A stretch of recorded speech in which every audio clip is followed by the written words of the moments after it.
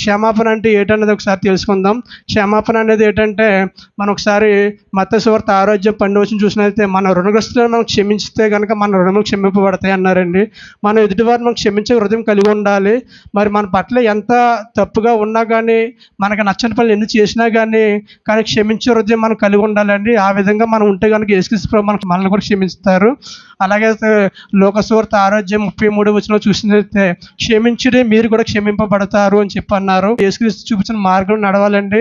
ఆయన చూపించిన మార్గంలోనే ఆయన క్షమించినట్టు మనం కూడా క్షమించేవారుగా మనం ఉండాలి. సంఖ్యాకాండంలో 15:27 చూసినట్లయితే, తెలియక పాపం చేసిన వాళ్ళ ప్రాయశ్చిత్తం ద్వారా క్షమాపణ జరుగుతుందండి. వాళ్ళందరూ తెలియక చేస్తున్నారని పాపం. ఎందుకంటే వారు ఏం చేస్తున్నారు, వారు ఎరుగరు కనుక వారిని దేవాదేవుడి దగ్గర యేసుక్రీస్తు ప్రభు క్షమించండి. మరి మనం ఎన్నిసార్లు తప్పు చేసినా కూడా యేసుక్రీస్తు ప్రభు క్షమించే గొప్ప మనసు గుణం కలిగి యేసుక్రీస్తు ప్రభు ఉన్నారండి.